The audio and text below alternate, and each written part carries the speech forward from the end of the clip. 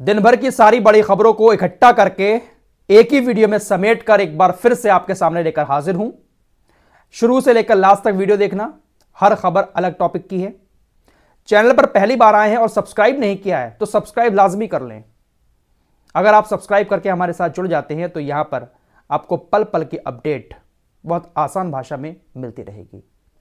पहली खबर की तरफ चलते हैं। दोस्तों, गाजा से बड़ी खबर आ रही है। इजरायली सेना लगातार अभी भी हमास को खत्म करने के नाम पर गाजा में हमले किए जा रही है और अब ये हमले उसके ही बंधकों के ऊपर भारी पड़ रहे हैं। इजरायली सेना हमास को मिटाने के नाम पर जो हमले कर रही है, उन हमलों में इजराइल के जो बंधक हमास के कब्जे में हैं, उनकी मौत हो रही है। हमास की तरफ से अभी कुछ देर पहले स्टेटमेंट जारी किया गया है कि आज इजराइल की सेना ने गाजा पर हमले किए। उस हमले में 2 इजरायली बंधक मारे गए हैं, जबकि 8 बुरी तरह से घायल हो गए हैं और हो सकता है कि इन 8 बंधकों की भी मौत हो जाए, क्योंकि इजरायली सेना इन लोगों को हॉस्पिटल तक नहीं जाने दे रही है। अगर हम इनको हॉस्पिटल लेकर जाते हैं तो इजरायली सेना हमारे ऊपर हमले करेगी, जिसमें इनकी भी जान जा सकती है। ये जो बंधक मारे गए हैं इजराइल के, इसका जिम्मेदार हमास नहीं है, बल्कि इसका जिम्मेदार सीधा सीधा इजराइल है।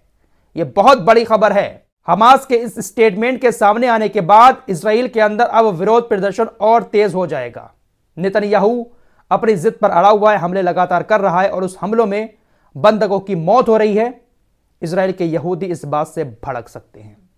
रफा की तरफ चलते हैं। दोस्तों, इजराइल का प्रधानमंत्री नेतन्याहू रफा पर हमले करने का बार बार अपनी सेना को आदेश दे रहा है। रफा पर इजरायली सेना ने अब तक जो हमले किए हैं, उस हमले में 28 लोगों की मौत हो गई है। नेतन्याहू ने अपनी सेना को जब से आदेश दिया है हमले करने का, इतने हमले किए हैं कि 28 लोग उसमें मारे जा चुके हैं। ये जो मैप आपको दिखाई दे रहा है, इसके जरिए आप समझ सकते हैं। ऊपर से शुरुआत करिएगा तो नॉर्थ गाजा है, फिर गाजा सिटी आ जाता है, फिर दैर अल बला आ जाता है, उसके बाद खान यूनुस और फिर रफा। ये जो रफा एरिया है वो बिल्कुल मिस्र के करीब है। इस मैप में अगर आप एरिया पर नजर डालें तो गाजा सिटी का देखिए एरिया कितना ज्यादा है और खान यूनिस का एरिया भी काफी बड़ा है, लेकिन रफा का एरिया बहुत छोटा सा है। लेकिन जितना छोटा रफा का एरिया है, उतने ही ज्यादा लोग उस एरिया में गाजा के रहते हैं। जितने गाजा सिटी में और खान यूनिस में रहते हैं, उससे कहीं ज्यादा लोग रफा में रहते हैं। रफा की आबादी बहुत घनी है और बाकी गाजा सिटी और खान यूनिस के लोग भी अब हमलों के बाद यहां पर जाकर रह रहे हैं, तो और भी ज्यादा घनी हो चुकी है आबादी। अगर यहां पर हमले होते हैं तो भाई साहब लाशों पे लाशें बिछ जाएंगी। इजराइल का कट्टरपंथी नेता बेन गवीर, यह राष्ट्रीय सुरक्षा मंत्री है भाई इजराइल का, और इसके भाषण कितने जहरीले हैं। अभी कुछ देर पहले इसने कहा है कि कोई भी गाजा का बच्चा अगर गाजा के अंदर आता है और इजराइल की सीमा के पास जो गाजा का एरिया है वहां पर आकर रुकता है तो तुरंत उसको गोली मार दी जाए। जो भी महिलाएं अपने छोटे बच्चों के साथ सीमा के करीब आते हैं इजराइल की, उनको उड़ा दिया जाए, क्योंकि उनको बनना तो आतंकवादी ही है। हमास ही तो बनना है उन बच्चों को, तो पहले ही उनको मार दो। ये किसके शब्द हैं? ये इजराइल के राष्ट्रीय सुरक्षा मंत्री कट्टरपंथी नेता बेन गवीर के शब्द हैं। न जाने दुनिया की ऐसी कौन सी मजबूरी है जो इनके सामने घुटने टेके हुए हैं, कोई इनसे कुछ कहने वाला नहीं है। इंटरनेशनल क्रिमिनल कोर्ट, उसका जो जज है ना, जो मुखिया है उसका इस वक्त, वो एक मुस्लिम है और वो भी इस कत्लेआम को खुले आंखों से देख रहा है। पुतिन वाला जब मामला था तो उसने 1 हफ्ते के अंदर अरेस्ट वारंट जारी कर दिए थे पुतिन को लेकर, लेकिन नेतन्याहू के खिलाफ सब चुप्पी साधे बैठे हैं। यूनाइटेड नेशंस का एक बहुत बड़ा बयान सामने आ रहा है। यूनाइटेड नेशंस ने कहा है कि 7 अक्टूबर को इजराइल के ऊपर जो हमला हुआ था वो यहूदी विरोधी हमला नहीं था। वो हमला इजराइल के ऊपर इसलिए नहीं हुआ था क्योंकि वो यहूदी हैं, बल्कि इसलिए हुआ था क्योंकि इजराइल ने फिलिस्तीनियों को बहुत ज्यादा सताया है। इजरायली उत्पीड़न के कारण 7 अक्टूबर का हमला इजराइल के ऊपर हुआ था, ना कि यहूदी विरोध में यह हमला इजराइल के ऊपर हुआ है। इजराइल इस वक्त यूनाइटेड नेशंस से बहुत ज्यादा चिढ़ा हुआ है। यूनाइटेड नेशंस को गाजा से पूरी तरह से यह भगाना चाहता है। उल्टे सीधे आरोप लगाकर इजराइल की सेना ने एक बार फिर से कुछ जगहों की तस्वीरें दिखाई हैं। खान यूनिस के अंदर यूनाइटेड नेशंस का एक हेडक्वार्टर था, उसको लेकर कहा गया है कि भैया यहां पर हमास अपना काम करता था और इस हेडक्वार्टर के नीचे, इस हेडक्वार्टर के अंदर से होकर हमास की एक टनल भी है और कुछ फोटोज वगैरह इजराइल की सेना ने जारी कर दिए और कहा कि देखिए यूनाइटेड नेशन हमास के लिए ही तो काम कर रहा है। इस संगठन पर तुरंत बैन लगाना चाहिए और दुनिया को सारी फंडिंग इसकी बंद कर देनी चाहिए। गाजा के अंदर रेड क्रिसेंट की टीम काफी मेहनत के साथ काम कर रही है।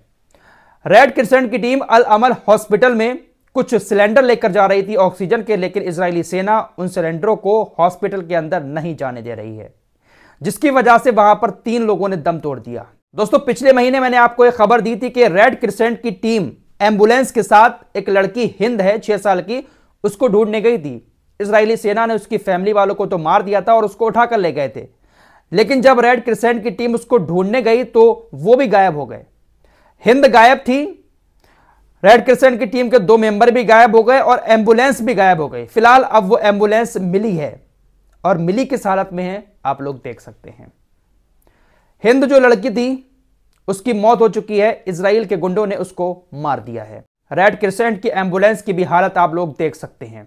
इजरायली मारीफ की एक रिपोर्ट आई है जिसमें कहा गया है कि इजरायली सेना ने गाजा में अल रिमल पड़ोस में एक बैंक से तकरीबन $55 मिलियन लूट लिए। फिलहाल रफा वाले मामले को लेकर हमास ने इजराइल को एक और चेतावनी दे दी है कि अगर आप रफा पर हमले करते हैं, उसमें लोगों की मौत होती है, तो आप अपने बंदूकों को छुड़ाना भूल ही जाइए। हम किसी भी समझौते के लिए फिर तैयार नहीं होंगे। आपको रफा पर हमला करना बहुत भारी पड़ सकता है। मिस्र ने एक बार फिर से स्टेटमेंट जारी किया है कि जो भी शांति समझौता इजराइल के साथ है हमारा, अगर इजराइल रफा की तरफ बढ़ता है तो हम सारे शांति समझौतों को रद्द कर देंगे।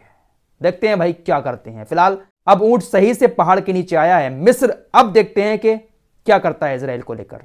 उधर ईरान के राष्ट्रपति इब्राहिम रईसी ने एक बहुत बड़ी बात कही है कि हम एक प्रस्ताव लेकर आ रहे हैं, जिस प्रस्ताव के जरिए संयुक्त राष्ट्र से इजराइल को बाहर करेंगे। हम ये प्रस्ताव रखेंगे, मांग करेंगे कि इजराइल को संयुक्त राष्ट्र से बाहर कर दिया जाए। साथ ही साथ जो फुटबॉल टीम है ईरान की, उसने भी फीफा के सामने यह प्रस्ताव रखा है कि तुरंत इजरायली फुटबॉल टीम की मान्यता रद्द की जाए, इजरायली फुटबॉल संघ को रद्द किया जाए। लेकिन फीफा जैसे संगठनों से क्या ही उम्मीद कर सकते हैं। 85 फुटबॉल खिलाड़ियों को और कोचेस को गाजा के इजराइल की सेना ने मार दिया, लेकिन फीफा की तरफ से एक भी स्टेटमेंट नहीं आया है। आपकी स्क्रीन पर ये अल शिफा हॉस्पिटल के डायरेक्टर हैं डॉक्टर मोहम्मद अबू सलमिया। इनको 23 नवंबर 2023 को इजराइल की सेना ने उठा लिया था, अपहरण कर लिया था। इनके साथ एक और अल शिफा हॉस्पिटल के डॉक्टर का भी इजरायली सेना ने अपहरण कर लिया था, किडनैप कर लिया था, उसको बाद में छोड़ दिया गया। इजरायली सेना ने डॉक्टर के दोनों हाथ तोड़ दिए, गले में जंजीर डाली और उसको खूब घसीटा, जिससे वो जानवरों की तरह चारों हाथ पैरों पर चलने को मजबूर हो गया। उन्होंने जमीन पर एक प्लेट रखी और उससे कहा कि इसे कुत्ते की तरह सबके सामने खाओ। जानवरों जैसा अत्याचार इजराइल की सेना ने फिलिस्तीनी डॉक्टर जिनको उठाया था उनके साथ किया है। तो क्या ये दुनिया को नहीं दिख रहा है? हमास को मिटाने के नाम पर, हमास आतंकवादी के नाम पर अमेरिका जैसे देश लगातार इजराइल को सपोर्ट कर रहे हैं, और ये जो आस पड़ोसी हैं मुस्लिम, ये तो भाई क्या ही कहें इनके बारे में बार बार। फिलहाल इस रिपोर्ट में इतना ही, मिलते हैं कुछ और नई खबरों के साथ। तब तक के लिए अपना ख्याल रखिए। अल्लाह हाफिज।